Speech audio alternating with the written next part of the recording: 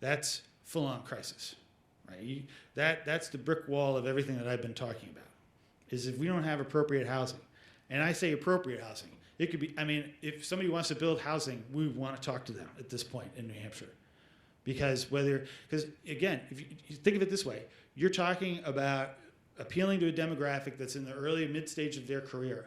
Maybe they're going to start in an apartment, maybe they're going to start in a small house, but there's a life trend to what they're going to do and the types of housing and the types of communities that they're going to be involved with.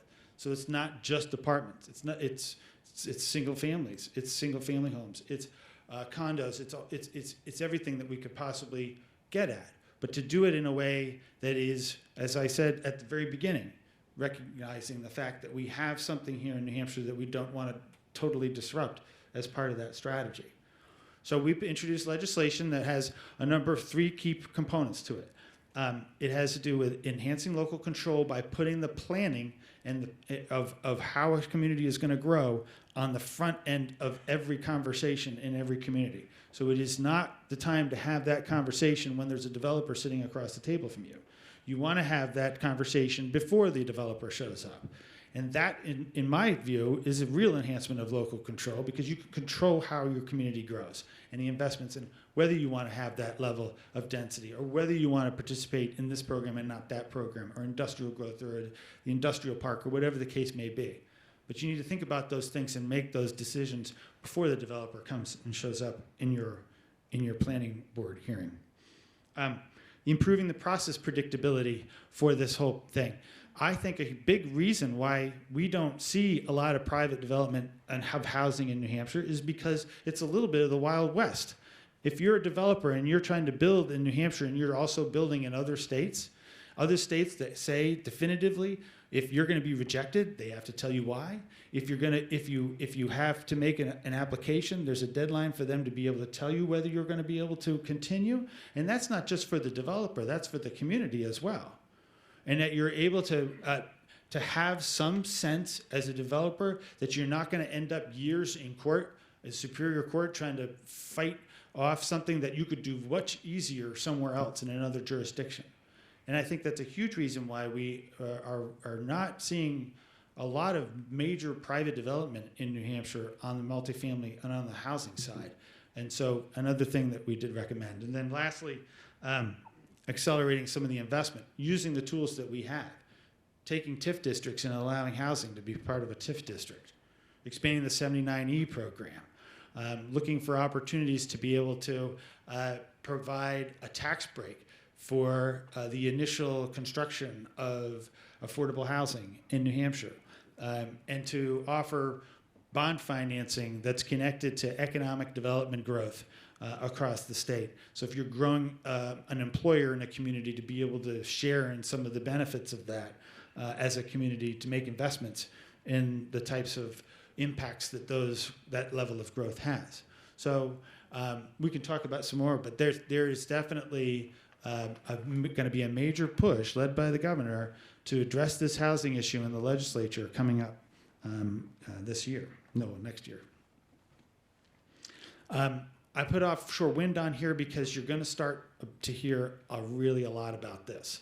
And this is something that I think, again, getting to the issue of energy costs and energy and the whole energy infrastructure period. What we're talking about and the potential of a new industry of offshore wind in the Gulf of Maine is very substantial. We are about to start on December 12th.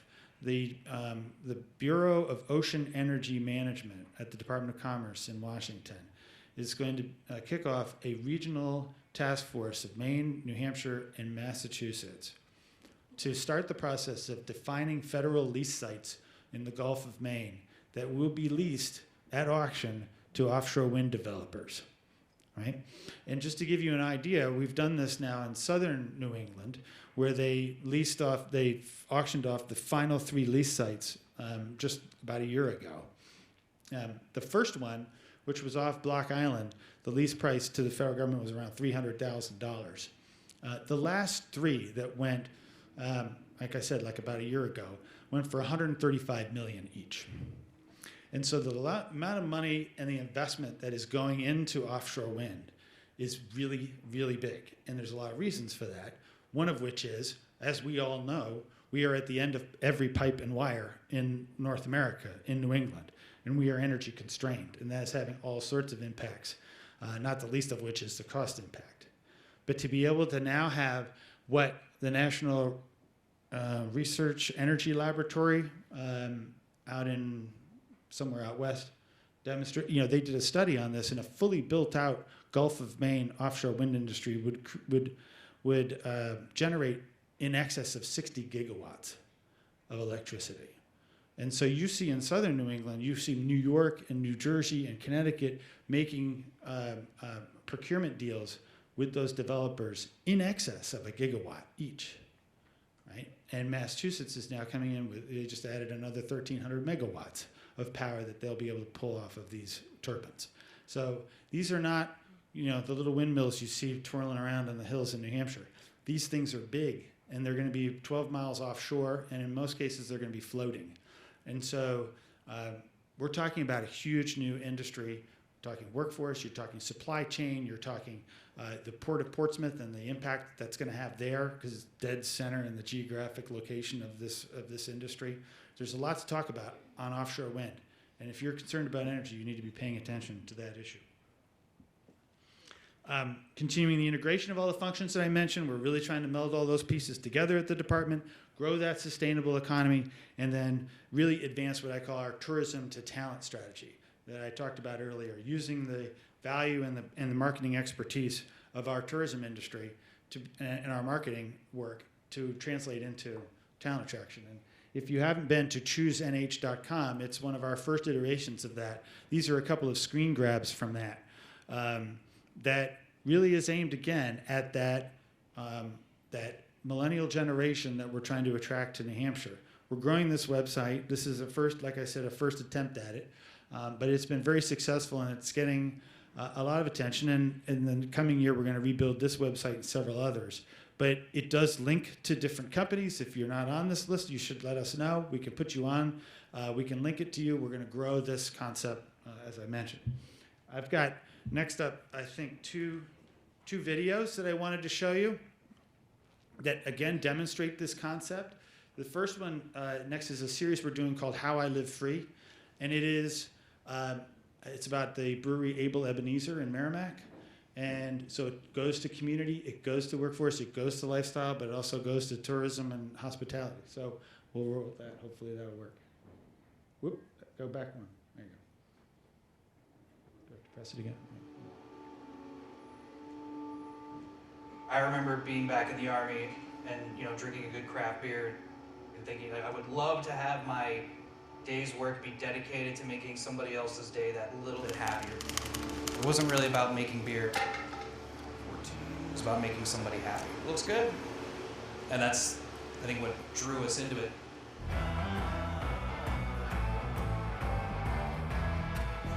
I'm Mike Frizzell. I'm Carl Soderberg, and we own Able Ebenezer Brewing Company here in Merrimack, New Hampshire.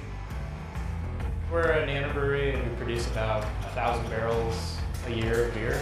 We only sell within 45 minutes of this location, so we really just hit southern New Hampshire at this point, and they drink up all our beer.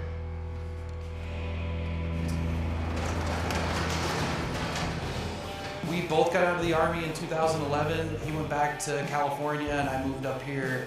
And then a couple years later, we connected on potentially putting together a business plan, balance what makes more sense, coming to New Hampshire or doing it in California. And New Hampshire was just a perfect fit for what we wanted to do. This is the best part. I don't know, it's the live free or die state. It's part of the job, we all have to try it. Bueno? Yeah. Mike? Pretty good. I think the personality that we bring to the business, the brand that we had chosen, and the message that we wanted to communicate resonated here in New Hampshire better than anywhere else. When people thought of craft beer from the live free or die state, we wanted them to think of Able Ebenezer. And we try to embody what that means. We make a tap room that we want to come to, we have football games on, we have live music, so all those kind of things. I think it's really just enriching someone's life, making their day a little bit better, with the beer. I think that goes a long way. It's chill, it's simple. It's just beer and good people and good stories. I think living free is being independent and living life your way. Living life on your terms. That's even better.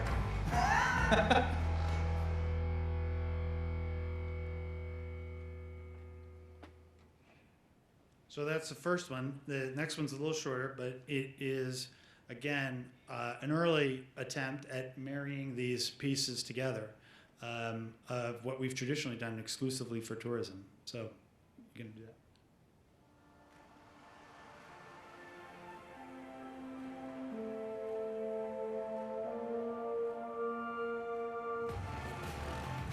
New Hampshire, a place with endless opportunities to live free and blaze your own trail.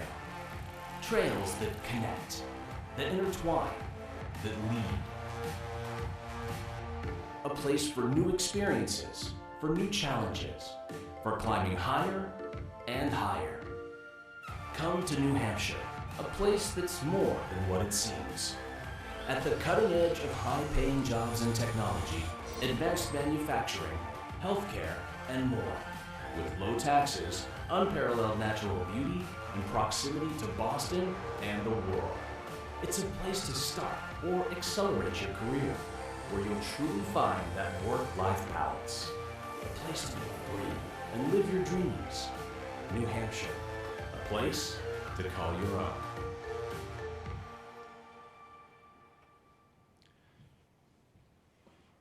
So that's a little bit about how we're sort of marrying those pieces together in that tourism to talent campaign. That sort of wraps up what I wanted to just sort of talk formally with you guys about. Hopefully you're getting a sense of the scope of what we're trying to accomplish at the state level, but to do it in a way that is not sort of dictatorial. We're enablers. We want to be able to grow the economy based on what the employers need and its workforce. It's about all of the helping make all of those investments that all of you are making to grow the economy, and whatever we can do to help with that, that's why we're here. So thank you.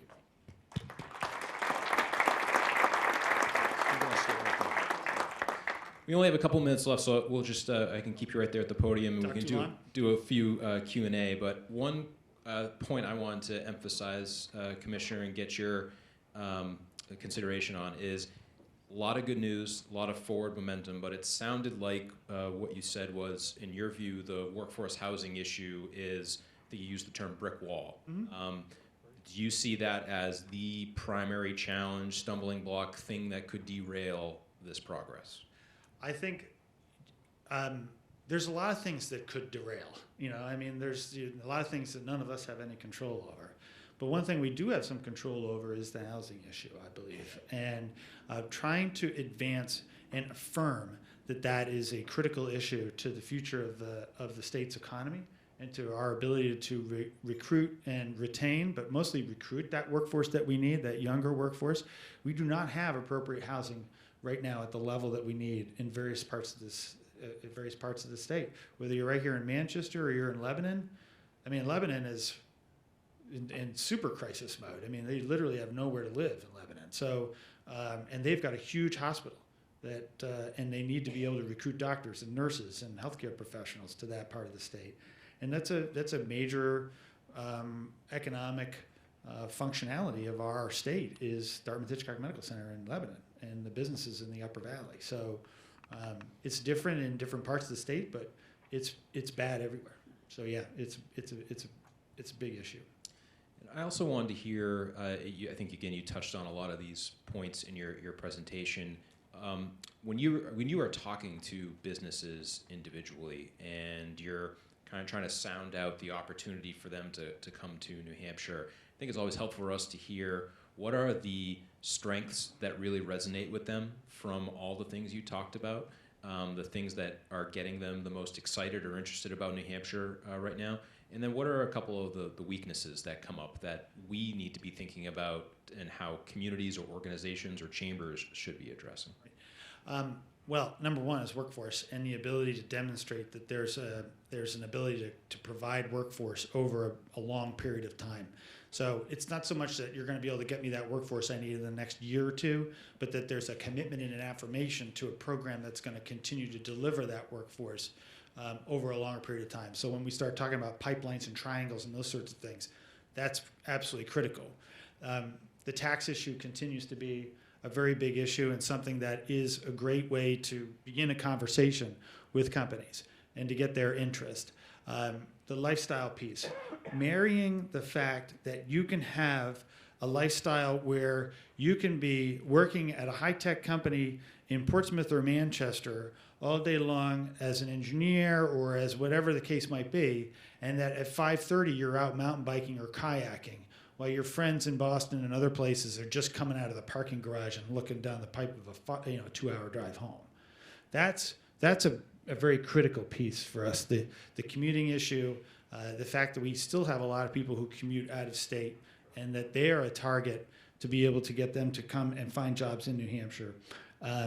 Flying out of Manchester and not flying out of Boston, those sorts of things. I think in terms of challenges, it's really sort of one that has been cooked up by a lot of our competitor states, which is the whole issue of big tax incentives. So we will have a lot of states that are not terribly familiar with, or companies, I should say, that are not terribly familiar with New Hampshire, and they come in and say, we were just in Rhode Island, and they're going to give us $5 million in a free building. And I said, well, we're not going to give you $5 million in a free building. We don't give anybody $5 million in a free building. We will work with you to address your specific needs that you have. We'll talk about some financial incentives that we do have access to, some creative ways that we can help you finance and reduce your upfront capital costs as a part of that investment. But for the most part, you're going to pay us back. And then at the end of the day, you're going to have access to a small government that can get you a couple of commissioners and a governor and the presidents of a couple of universities sitting around a table with you talking about what your issues are from here on forward. And the business environment and being able to interact with like the Manchester Chamber and others to be able to support that, that's something that we do not see in a lot of the states that we compete with.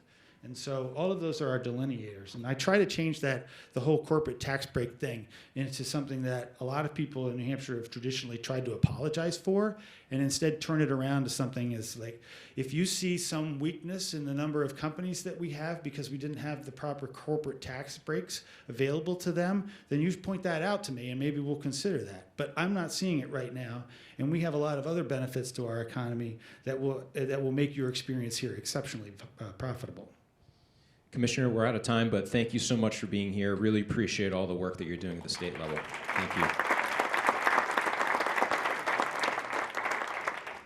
And before we move on, I'll just quickly put in a plug that the resources that BEA has at the state level, their Choose NH site is great. I know for the work that we do at the Chamber, I'm constantly looking up and using some of the resources that they have available. Great way to help our marketing efforts. So next up, we have an update on federal infrastructure funding. This is a really important topic, and a thread that you'll hear through many of the conversations that we've had is around federal infrastructure funding and the potential of an infrastructure bill in Washington. So it's my pleasure to welcome Steve McAllister from the U.S. Chamber of Commerce to the stage to give us a quick update on infrastructure funding at the federal level, and particularly to talk about the U.S. Chamber's Let's Rebuild America initiative. They've outlined some key priorities and aspects of what should be in an infrastructure bill if one were to pass. And perhaps Steve will do some political prognostication of whether we can potentially expect any movement on an infrastructure bill here in the next year or so. So Steve, take it away. Thanks for being here.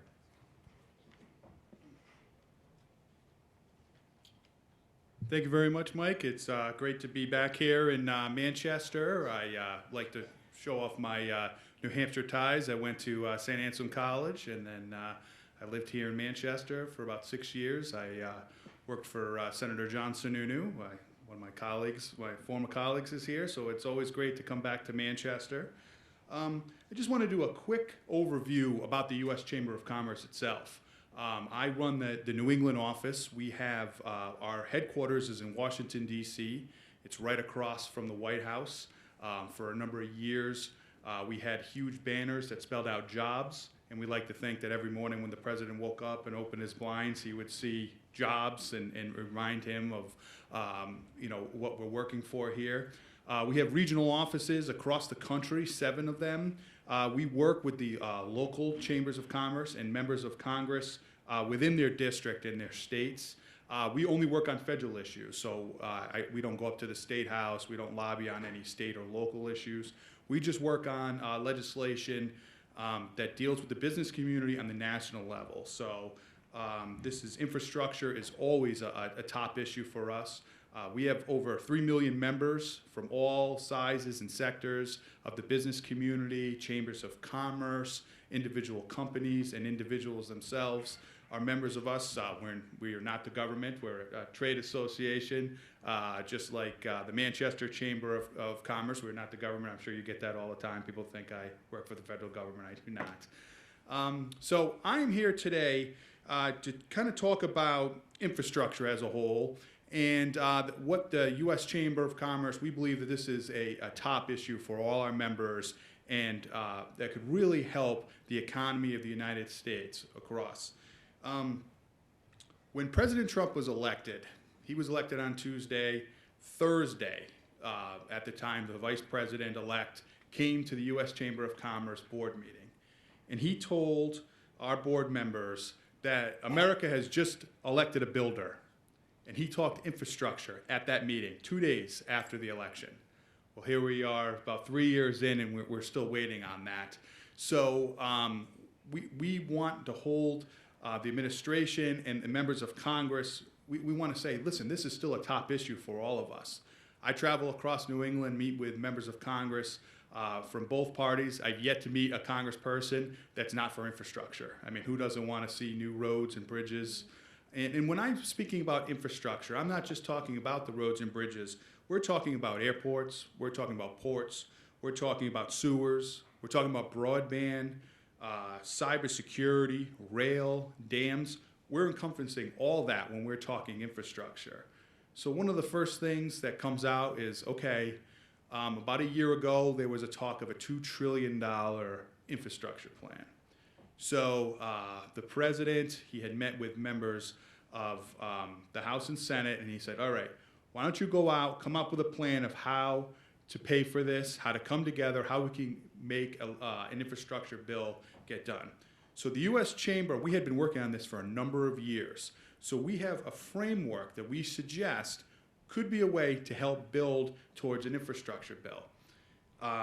Now, we're not tied to any of these things 100%. We're not saying it has to be exactly this, but we wanted to be the people at the table that say, okay, we have a plan, let's work off this, tell us where we're short, show us where we could do better, but we need to come up with how we're going to pay for this infrastructure, huge infrastructure plan, again, that's going to touch all these different issues.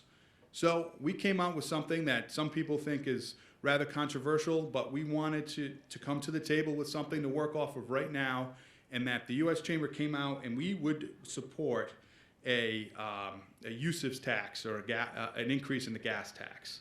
So the Highway Trust Fund has not been raised since 1993. As you know, the Highway Trust Fund, that gets less and less because it hasn't been raised since 1993. Cars are a lot more efficient now.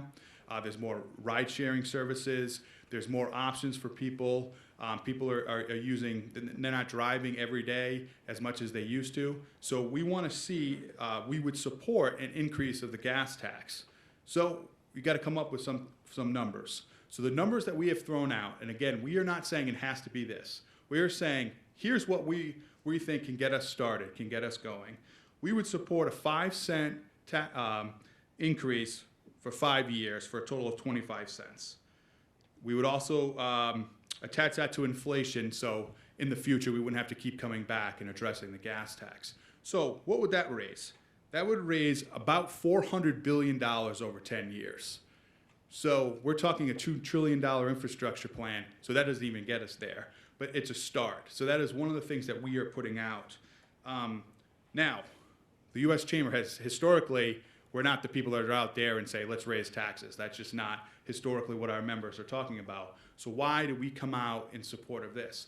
Well, we are looking at the critical need for this infrastructure plan. It's going to help businesses. Boston is booming, absolutely booming, but you can't get there. I live in Rhode Island. Anytime I have a meeting in Boston, I have to go up the night before. It's only about 52 miles from my house. It'll take 2.5 hours to get up there in the morning.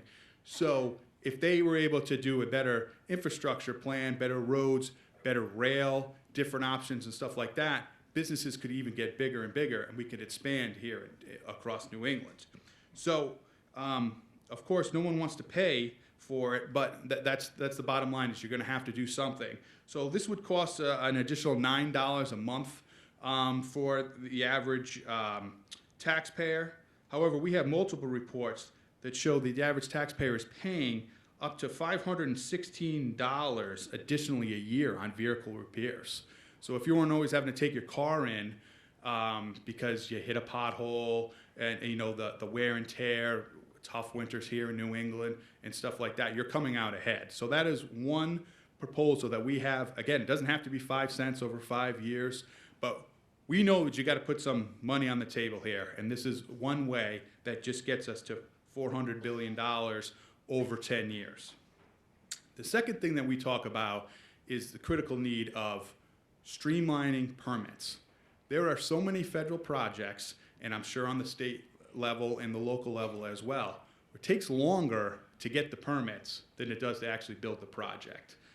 So this is something that we find, on average, some of these larger projects take 5 years to get permits. 5 years of just going through the process of getting that. Now the reason for that is because there are so many different permits. A lot of them on the federal side, they're duplicates. Obviously, environmental protections is very important. So Congress has started to address some of this. They have what we call Title 41, which it's moving in the right direction. It's calling for all federal permits to be issued within 2 years. Now, Germany, Canada, and Australia do this, and they have just as good or even better environmental protections as we do in the United States. So it is possible to get it done. A lot of these environmental permits, they're duplicates. It's different federal agencies. So we want to get it all under one roof, or have one federal agency say, okay, for this project, this federal agency is in charge of making sure that this project gets all the things. So we're not duplicating the process. Another process that we keep finding out is an environmental study was done, and then the project doesn't get done, and then 2 years later, a new project comes in, and then you have to start from day one on that environmental study. Even though a different project just did an environmental study for that same area, you have to start from one. So all these delays add up, and it's costing us on this. So permit streamlining is one of the big things that we are pushing at the U.S. Chamber. The third thing is public-private partnerships. We love toolkits, the U.S. Chamber. We know that our businesses love to have options, different things that you can pull from. So we want to see expand and improve the existing federal loan programs. We want to be able to leverage all these different options. There is the alphabet soup in the federal level of all things that you can apply for. Small Business Administration has $1 million, all these different things. So let's expand them. Let's use the ones that we know are working and expand those, and maybe phase out some of the ones that aren't being as utilized, and kind of move so that some of that money is kind of held off here because it was too restricted or whatever, and move it into a program that is actually generating and moving projects forward.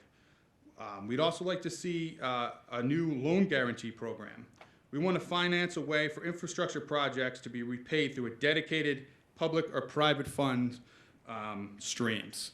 So again, we want to leverage all the great work. Now, if you're doing a project and you have a federal aspect, but you're going to get some state money, maybe there's some local money in here, let's leverage all that so then the private businesses can tap into that and move their projects forward. Again, regulatory reform is a big thing for us. We also like to create grant programs to help stimulate and leverage the state and local funds for projects for additional use. So there's all these different avenues that private companies can use public funds to help build these infrastructure plans, and we want to tap into that and move it forward. And finally, workforce. I know I've been here for a couple of the presentations so far. Workforce. So say tomorrow we wake up and infrastructure bill, we'll say $2 trillion. We figured out how we're going to pay for it. We're going to do X, Y, and Z. It passes the House and Senate. Let's go forward. We don't think we don't have the workforce to actually get the work done. So this is a big thing for us. So one of the things that we support is career and technical schools. There's the Perkins Act. We want to see that reauthorized to give these career and technical schools more ability to train the modern workers of today. We have a number of construction companies that are members of ours, and we poll them. 78% of them said they have jobs, they just can't fill it. They can't find the workforce, which again slows down projects and slows down development. We also want to modernize the apprenticeship system. Again, we need to build and train the workers for today's workforce. We don't have the workers, so the ones that we have, let's get them ready. Let's give them the tools so they can hit the ground on day one when they're working. And a part of this is immigration reform. We think immigration reform ties right into workforce. So we are supportive of a comprehensive immigration reform package on the federal level. There was a bill about 4 years ago in the Senate that was bipartisan. It passed the Senate. It was a comprehensive immigration bill. The U.S. Chamber supported that. It did not get taken up in the House. It was a Republican House at the time. But there's a lot of pieces of that legislation that we continue to support. And one of the things that's topical today is that we support the Dreamers and the DACA. These are people that are in the workforce today. We think it would be absolutely negative to the economy and to the workforce if all of a sudden these workers have to get pulled out of the workforce. So we would like to see those individuals be settled, stay. They're here. Let's keep that program going forward. So Mike asked me to give a quick snapshot on what's going on in Congress. Can we get this done today? Well, first of all, if anyone tells you they can predict what's going to happen, what the president's up to, or what Congress is going to do, they're selling you a bill of goods. There's only so many days left in the legislative calendar. They're really not there much. I think there's like 15 working days left. And we have this little committee that started today for impeachment. Yes, so that'll be it kind of takes the air out of everything. And then next year is an election year. So historically, things slow down legislatively during an election year anyways. So we're really coming up to it. Now, again, I have yet to meet a member of Congress who doesn't say that they support infrastructure or want an infrastructure bill. It's just getting it done, and it's getting it done in the timeline. So I wish I could come here and say, before Thanksgiving, we're going to really push something forward. I think infrastructure, I met with Chairman Richie Neal from Massachusetts. He's the chairman of the Ways and Means last week. He talked about the trade USMCA. He's hoping to get that done by the end of the year. And then his plan is to take up infrastructure next. So pretty much 90% of the legislation that comes out of the House comes out of Ways and Means. So that's a good sign, but he didn't exactly say, USMCA will be done by Thanksgiving, then we'll jump right on to infrastructure. It was his wish that hopefully we can get a USMCA done, and then we can take up infrastructure. So I can't give you a more tentative timeline than that at this time. So. Great, thanks, Steve.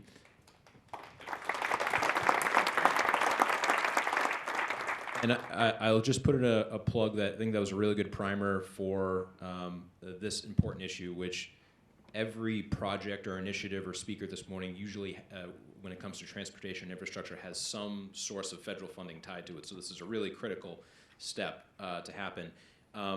The Let's Build America, Let's Rebuild America website, if anyone's interested, they have a couple of white papers that are good primers on this issue that I would encourage you to check out to learn more.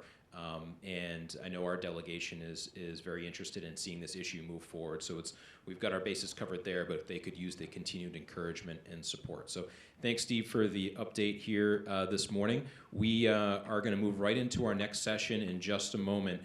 We need a couple minutes to just get the stage set up. So like a 5-minute networking break, and then I'm going to call you all back to attention very quickly. So don't stray too far. We've got a great session to close out our morning. So thanks, everyone. We'll be back in a moment.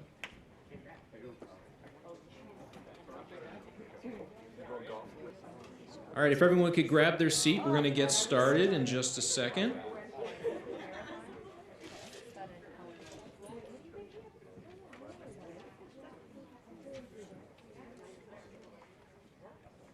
Okay, our final discussion is on visioning Manchester, and we are at a really exciting place and time in Manchester right now because there are several very interesting, very cool planning efforts all underway, and I think it's a pretty unique time in history for them all to be happening at the same time.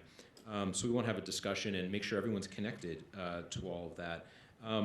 Our final panel is sponsored by the Factory on Willow, which is one of the really cool, innovative projects happening in the city right now that I think factors into all of these different plans. So I'd like to thank the Factory on Willow for sponsoring, and Amy Chom is here on behalf of the project to say a few words. Amy?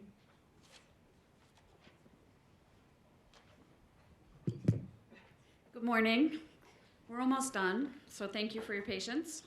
For those of you not familiar with what the Factory on Willow is, it's a redevelopment project where we're repurposing one of the last mills here in Manchester into a creative placemaking as well as creative entrepreneurial environment for people to be able to live, work, and as well visit a location here in Manchester. So it's located off of South Elm, and one of our key initiatives is to expand the downtown corridor to break those boundaries that we currently seem to not be able to get past, being Granite Street. And we're looking to create a location where people will come, visit, and do more than just live there. We want them to live there, work there, prosper there, and visit there, and be there. So Liz Hitchcock is my business partner. We're both redeveloping this project, and we are excited to begin offering up leasing of our commercial space. That's a plug. So if you want to find out any information about the project, the Factory on Willow, we're right inside the inside cover. And I also offer tours on a regular basis just for fun for anybody who likes to take a look at old buildings before they get redeveloped. So thank you.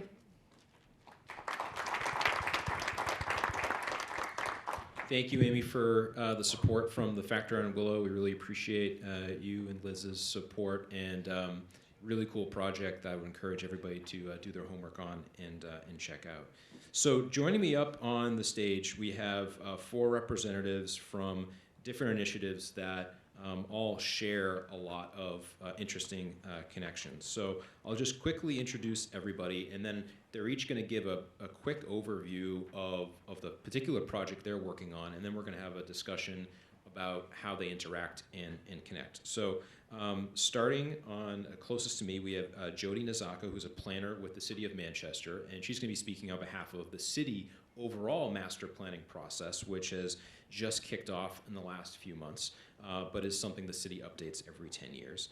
We have Kathleen Onifer, who's a planner with Goody Clancy, and she's on the team that is working on the transit-oriented development study for the South Elm area, which has a ton of potential and lots of interesting ideas related to that. Next, we have Todd Connors, who's the engineering manager for the City of Manchester. And Todd's here today to represent the build grant that has been submitted for the Granite Street, South Commercial Street intersection area, which connects all the way to Queen City Avenue, and a really innovative, interesting proposal to how to modernize and bring that important corridor at the city into the future. And then finally, we have Liz Hitchcock, who's the principal of the Orbit Group, owner of the Bookery, and also, as Amy just mentioned, one of the developers of the Factory on Willow. So very heavily invested in this particular area where all these efforts are taking way. But Liz also recently commissioned a study that looked at economic investment and development in Manchester, and has a lot of potential connections to all the planning that these folks are doing. So we're going to go down the line just so everybody can get level set in what's happening with each of these initiatives.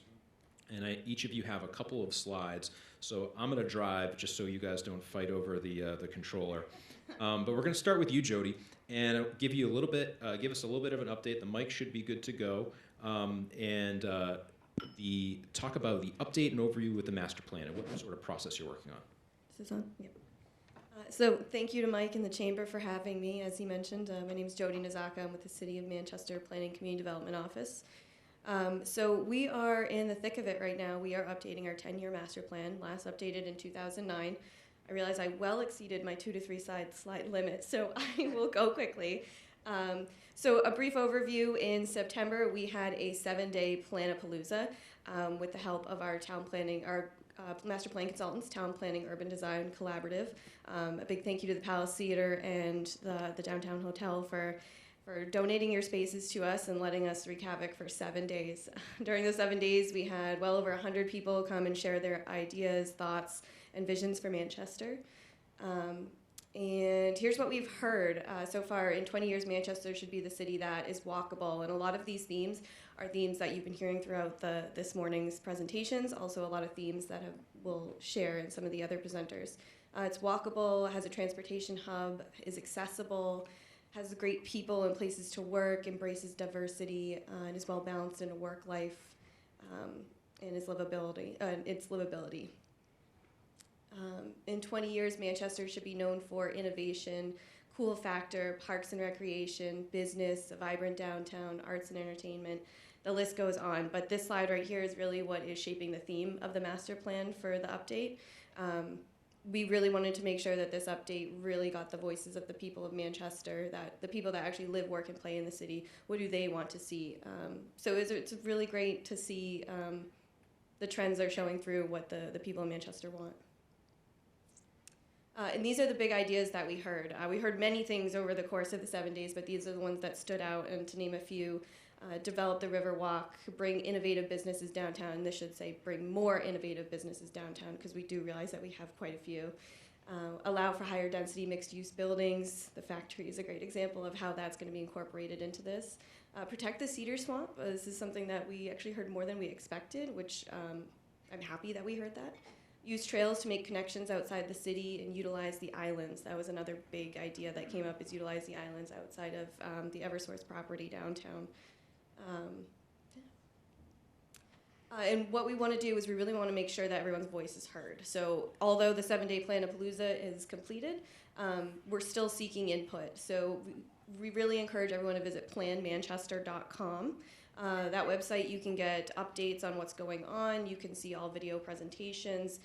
You can also share your input. So we have a Tell Us What You Think page. Here there's 10 different topics where you can tell us what you think. Some are more specific. The first one being abroad, just tell us what you think. And then the final slide. So this is also the top page of the Tell Us What You Think, but this was an image that was created through the Planapalooza, the 7 days, and people got to take time to just share their big ideas and tell us a little bit about why they love Manchester, what they'd like to see change, and how their ideas should be incorporated into the plan.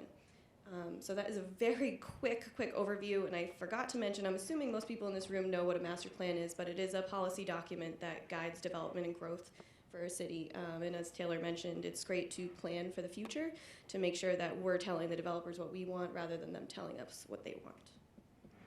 Great, thanks, Jody. So we started citywide, and now we're going to slowly start narrowing down. So Kathleen, talk to us about the TOD plan and what that entails. And so a really great thing about these processes occurring simultaneously is that we're really benefiting from the work that the city is doing with this overall look for the 10-year to really then focus in on this area around where a future train station could go. And I think one of the things that's really important in thinking about TOD, or transit-oriented development in Manchester, is that, yes, it's transit. It's, as our speaker from the Chamber of Commerce said, having a plan in place so that when that infrastructure bill is passed, that Manchester and Greater New Hampshire is first in line to get the rail funding and extension.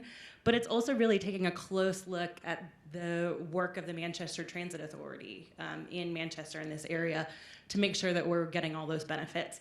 It's also a number of other things, and you'll forgive my conceit, that also all start with T, that really speak to economic development and the competitiveness of this area. What is unique, that Manchester has to offer the state and that this area can help support, as Commissioner Caswell was saying.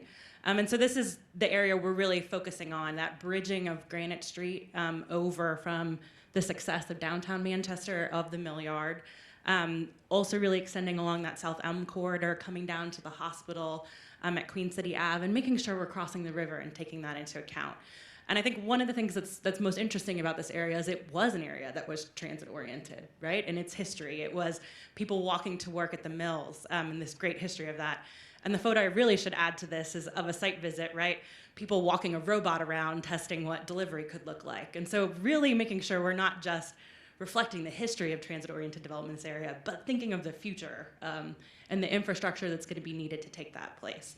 And so part of why we're here today is that it's really essential for you as a group that's really focused on economic development, on business growth, discussing issues of workforce and housing and how that impacts that, to be involved in a plan like this, because we're going to be coming up with a list of recommendations that are recommendations to implement infrastructure, but also potentially changes to land use policy and permitting to get at some of those housing issues in this area. And so, getting that success, that shared vision really does require your being at the table to make sure that we can get implementation done. And I think to that end, similar to Jody's point, we also have a project website that's gathering input.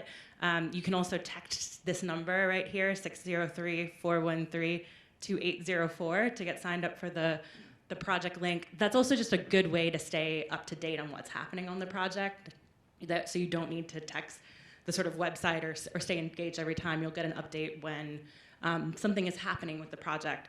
The other sort of item we have that's really upcoming is on January 11th, we're going to be hosting a charrette at a pub in downtown Manchester at Murphy's Tap Room, in order to really dig into the alternatives that we'll develop during this project and get your feedback on what ones you think will best achieve the goals of a really thriving area. And so I just would love to extend the invitation to all of you. I know it's hard to plan for after the holidays. It's like, that's 2020, it's the future. But if you could block it off on your calendar, it'd be really great to have your participation, or if you're not able to make it, to have you be able to take a look at the materials that go on the website. And I really look forward to getting to answer questions about the project and how all the other efforts up on the stage really feed into success here. Great. Liz. Hi, I'm Liz Hitchcock, Orbit Group principal there. So first off, spoiler alert, we didn't have an agenda. Everyone up here kind of has an agenda. They want something done, but we didn't really know what we were coming after.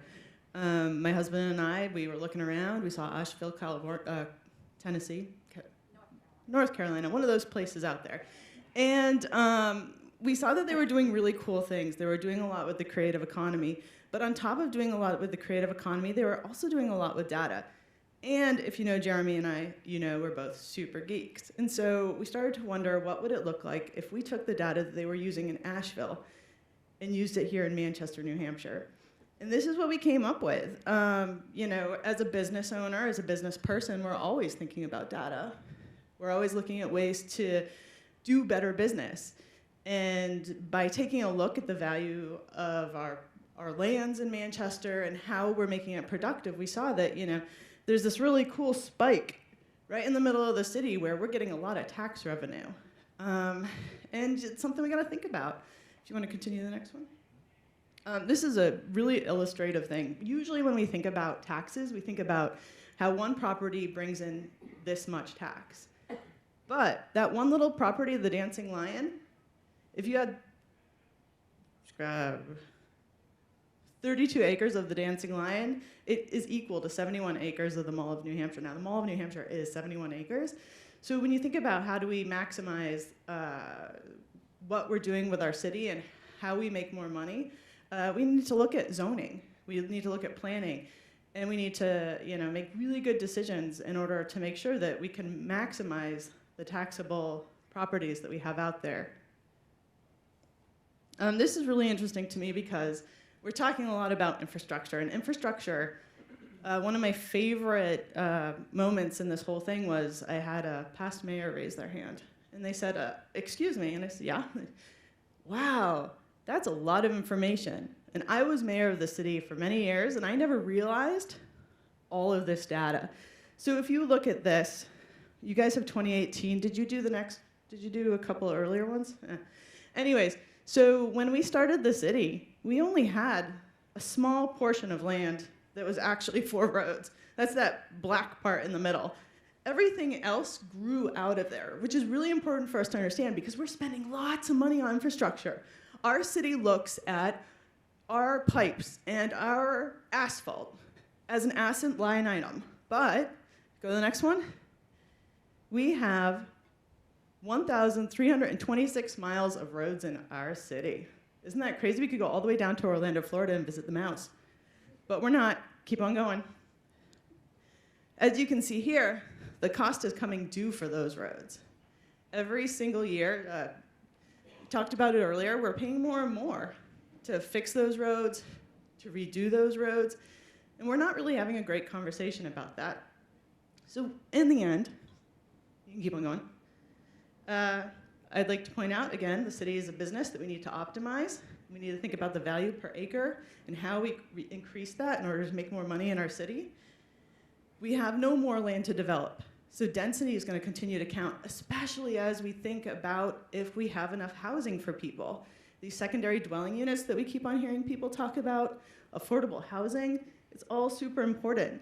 We don't have an agenda on this, but we want everyone to understand the data that exists around it so that we can make better decisions as a city.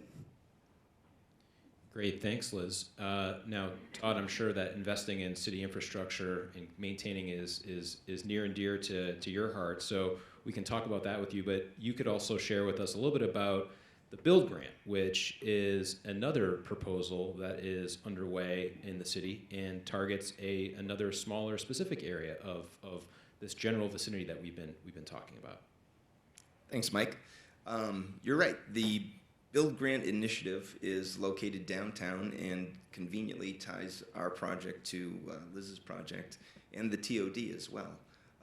On the screen, you'll see a quick map. You can see a gray, somewhat rectangular shape in portion of the circle that says downtown. That's essentially the old rail corridor that goes from the downtown area out towards the airport and then further south from there. It's an undeveloped part of Manchester for the most part, or I should say maybe abandoned. It used to be rail corridor. There's some older buildings, a lot less valuable development in that area, underutilized property. And the concept of a Build Grant is essentially an investment in public infrastructure that leads to and is leveraged by private development. So the opportunity here for the city of Manchester is to use some grant money to cure infrastructure problems, whether it's a poorly functioning traffic signal, whether it's congestion at a highway off-ramp, a busy intersection in Manchester. We have all those things. So the idea is to apply for a grant. I believe it's an 80-20 split, so the city would come up with 20% of the cost. Our application was for about $20 million grant, and the objective here is to see our investment, the taxpayers' investment, extrapolated into the land along the sides of the rail corridor, as well as the southern end of the mill yard. And I think that, could you hit the next slide, Mike? This is the general concept that we used, and I think you can kind of see in the background of the photo where the Fisher-Cat Stadium is, and on the lower left corner, that's actually the intersection of Granite Street and Commercial Street.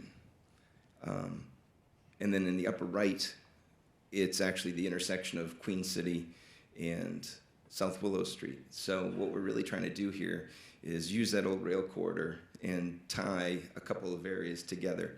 The objective here is not only to improve intersections, reduce congestion, but also to see what we can open up in the mill yard area for a transit-oriented design, see what we can open up along that rail corridor, like the mills on Willow, and at the same time connect some of our busier locations. I think anybody that's tried to commute through Manchester during the evening rush hour knows how tough Granite Street is. You also know how tough Queen City can be, exit 4. And then there's the intersection of Queen City and South Willow Street. That's always a tough intersection.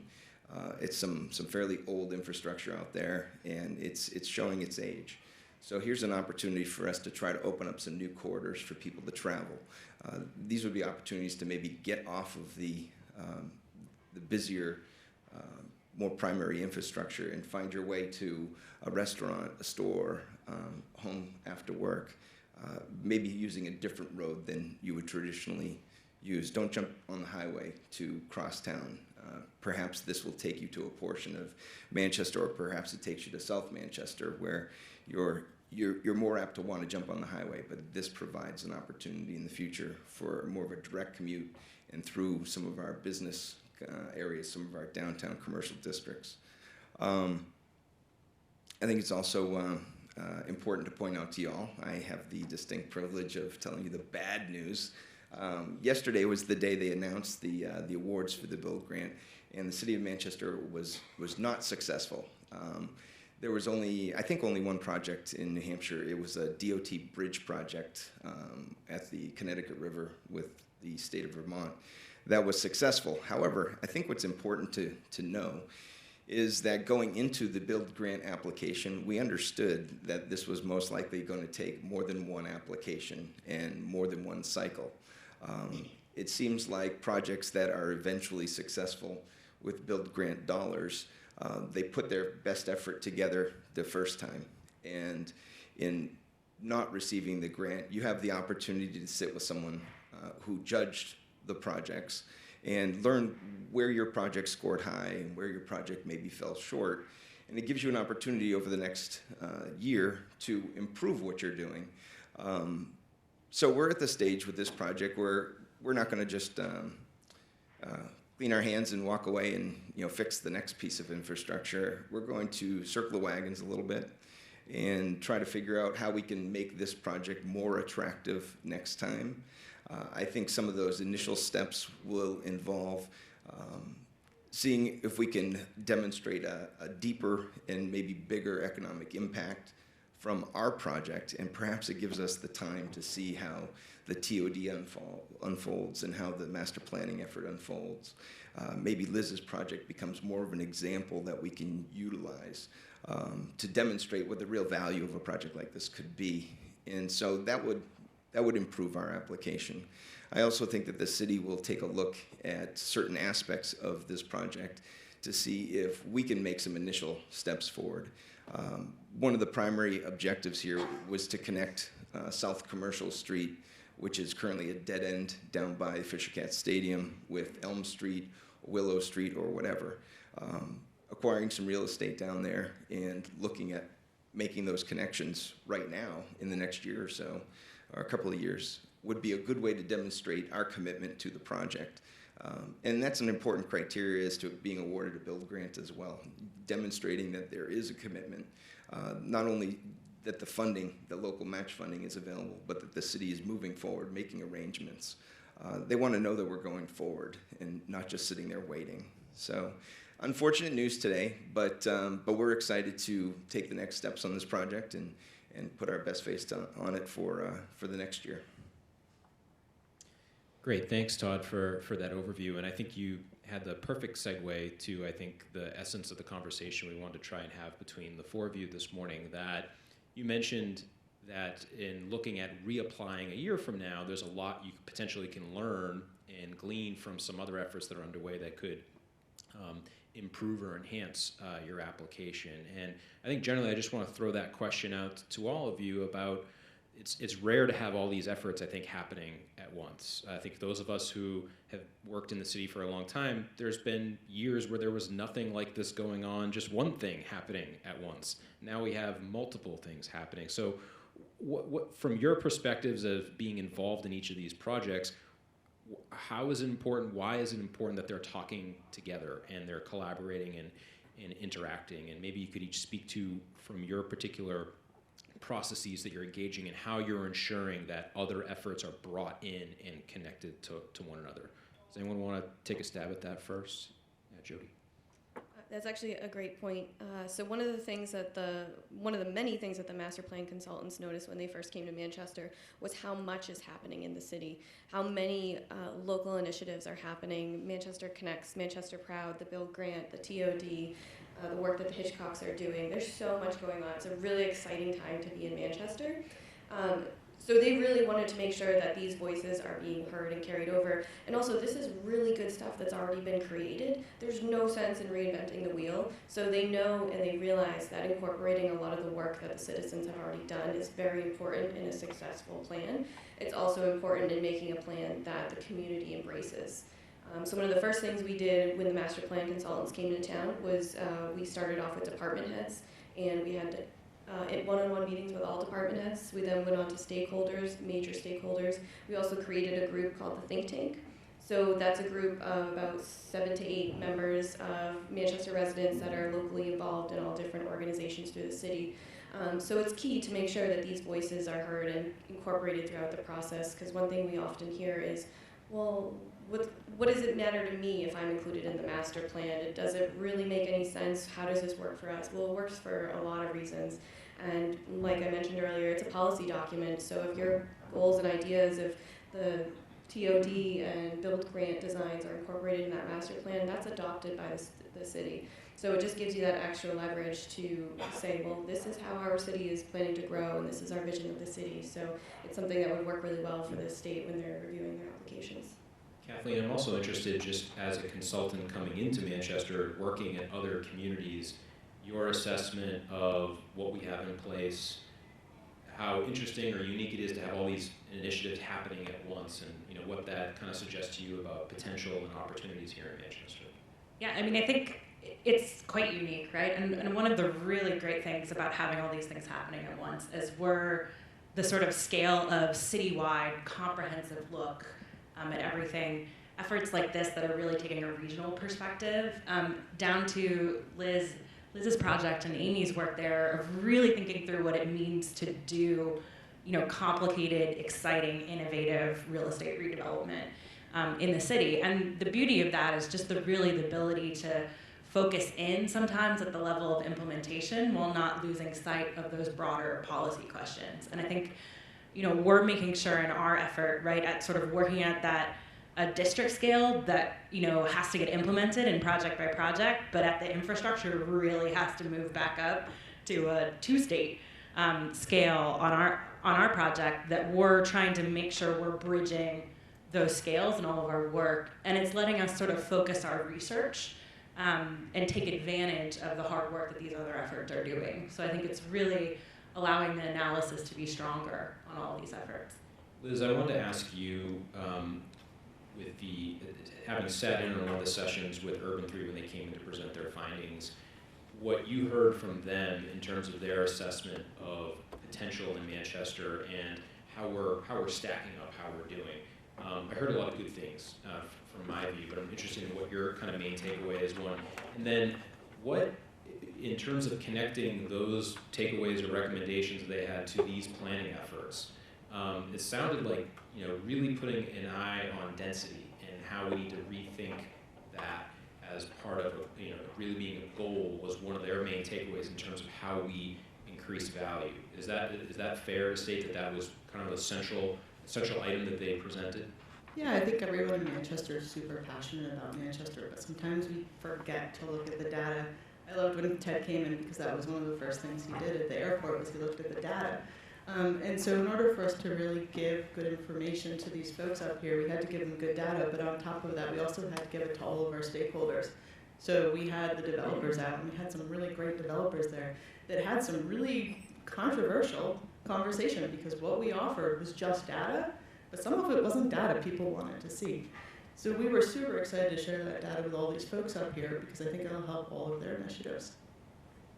Now, Todd, thinking about a year from now and resubmitting the Build Grant application, what do you see as I think you touched on a few potential elements, but for those in the room and those working on these different projects, what can we do to best position ourselves to be more successful in the future? And I'm sure that it's pretty new at this point, so you're still going to have that chance to learn. but perhaps thinking about what some of the successful applications have had in the past, what can we glean from that Manchester can do to better prepare ourselves?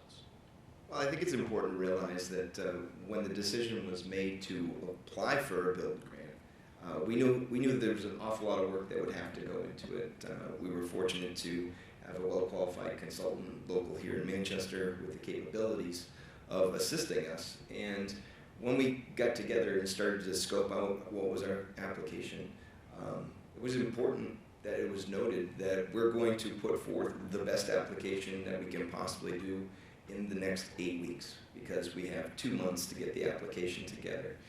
2 months sounds like an awful long time when you're starting, but not really. This is an involved process. There are a lot of important components, whether you're crunching numbers on traffic optimization and how to make an intersection work better, or what might make the intersection work better, to looking at your tax base and your economic value. Don't forget, the build grant is about leveraging infrastructure dollars into tax base. And so that's an important component, and there's only so much time that you have to work on each of those items. So I think as we look forward, there's a number of things that should excite us.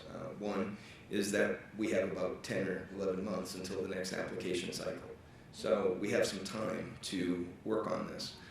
I think it's also exciting that I'm sitting up here today in recognizing that there are 2 other planning processes that are happening right now. We're excited to hear what the TOD comes up with, and I think that will figure into and bolster our application, because it can show that we're not just working in our own little silo here. We don't just have our little great idea. We'll be able to demonstrate that this is recognized in our master plan, that this is recognized in our TOD plan, and how our application may change because of that. That's exciting. So I think there's a lot of good reasons to look forward and to be excited about the future. And I think that those items are really going to make a big difference. That's a great segue to the one question I want to use to try and wrap up the conversation, is hearing from each of you in terms of the process that you're involved in, or in Liz's case, you've been involved in all of these processes in some way. What has been the finding or idea or concept that has really triggered the most excitement, that you think is generating the most interest? I mean, with the master plan, that's kind of a fun exercise where it's everybody getting together, kind of dreaming what's possible. Jody, I'll start with you. What have you heard during the Planapalooza that got people most excited about the future and what Manchester can do or be? Yeah, people are really excited about what's happening downtown and in the Mill Yard. I think we're all excited about it. Residents are acknowledging it, and they know that it's something great that we can build upon. That's on the positive side, but the other thing that's also getting people excited, and maybe not for all the best reasons, is housing. We're hearing a lot about housing, and a lot of residents understand the need for more affordable housing, different housing options, and different housing options in the downtown. We're seeing a lot of luxury apartments being built in the downtown, and people want to see more affordable houses in the downtown to really help, bring more life downtown. We have some great things happening well known for our restaurants, that's without a doubt, but seeing more retail pop up, and I think the more housing we can get downtown, the more retail we'll start to see. So yeah, it's the innovative downtown and Mill Yard district, but it's really housing is what we're hearing a lot about. Kathleen, from the TOD study area standpoint, what has been kind of the most exciting aspects of that have triggered the most passion, or people really thinking that there's something here that we need to take advantage of? I mean, I think the housing point, absolutely right. It's going to be a consistent through line on this. I think one of the things we found surprising is actually how data-driven MTA is, and seeing some real opportunity to make sure we're leveraging that as a real asset and strength, and thinking about what the future of that is, not just as a social service provider, but as really a backbone of how these areas could work. And then I also just want to be frank that there's some really innovative real estate projects coming forward in Manchester, and really thinking about what it takes to replicate that. Liz, as a stakeholder who's participated in these efforts, is there a kind of a common theme that you found that's the most exciting, interesting thing that we need to be pointing towards in the future? So I'll start small, and I'll talk about the bigger things. So recently we did the cats. We did the cats across the street. And that was really hard, I'm not gonna lie. We worked with Tod, we worked with the city. We didn't think it was gonna happen. But what I've learned over and over again in our community is if you work collaboratively and creatively together, you're gonna make awesome stuff happen. So like whether it's something small like the cats, something kind of medium sized like the factory, or something gigantic like redoing the entire south end of Elm, if you're willing to put in the work, you're gonna end up with some really amazing stuff. I'd like to wrap up by asking each of you to share a little bit about how people can get involved going from here. Because in the master planning phase, the TOD case, and the build grant, you're not at an end, you're at the beginning or in the middle of it, and how people can participate. And so Jody, maybe start with you, looking ahead, a little bit about the master planning timeline and other opportunities for people to get engaged and submit their input and feedback. Sure. So as I mentioned, the website planmanchester.com is active from the time the process started until forever. So it's constantly seeking input from residents. Don't think that just because the consultants aren't here that we're not listening.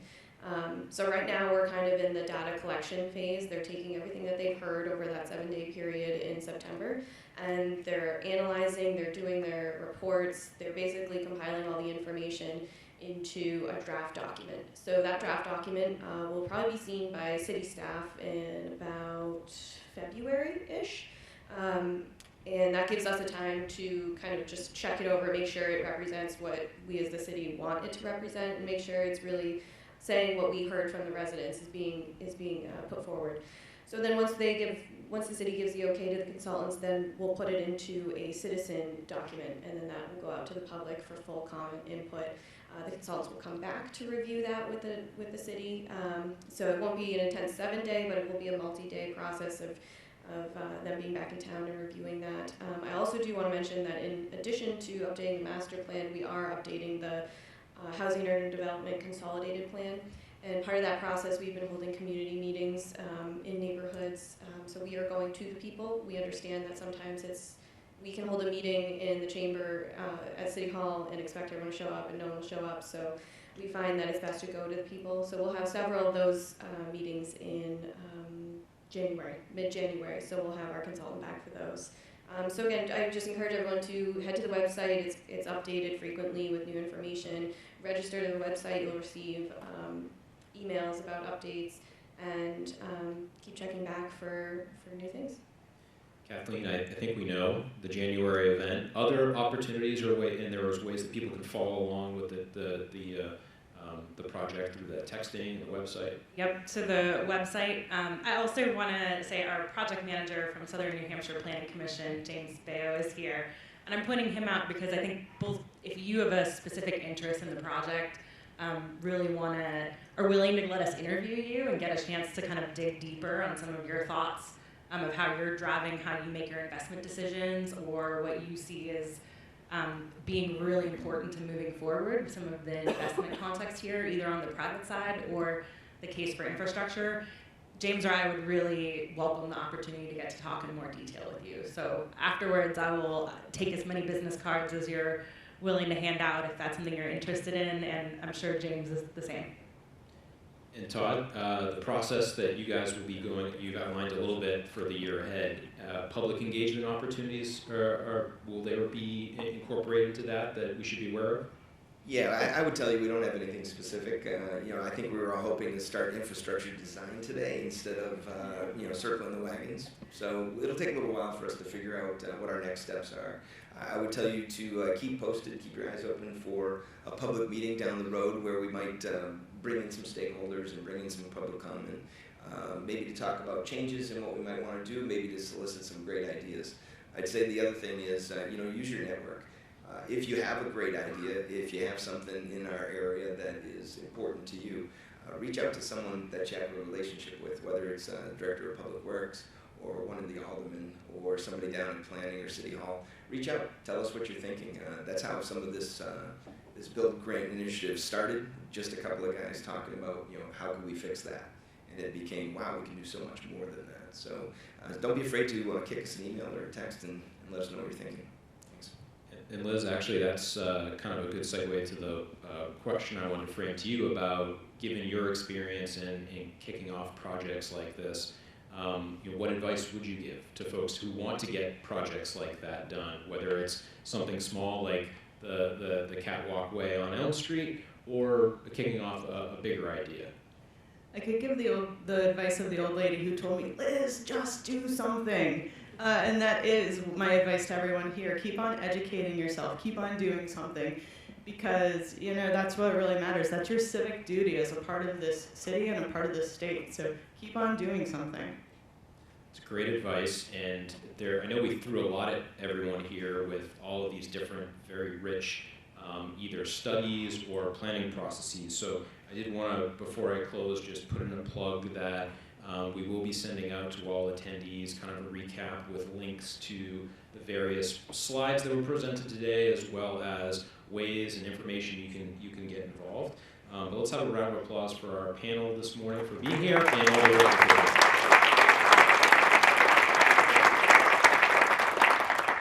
Thank you guys, appreciate it. We're going to wrap up now. I want to again thank all of our presenters and panelists and all for being in attendance. I know it's a big time commitment to be here for a half a day during a busy part of the year. Also want to thank all of our sponsors, TD Bank for being our presenting sponsor, Oracle, Factor & Willow, Nixon Peabody, and Cambridge Trust for sponsoring our panels and speakers, Manchester Boston Regional Airport for being our snack break sponsor. Thank you, Ted. Granite State Credit Union, BAE, Macy Industries, Hoyle Tanner, and MSK Industries for being our corporate sponsors, and TF Brand for being our coffee bar sponsor and keeping us caffeinated this morning. I want to thank Manchester Country Club for hosting us, and also Manchester Public TV is here filming, so if you would like to share today's program, it'll be posted and on demand soon. So we hope you do that. Lots of great information, but we'll certainly be sending out all of the information that was shared today. I know it was a lot to digest, but thank you all again for being here, and we'll see you next year. Thanks, everyone.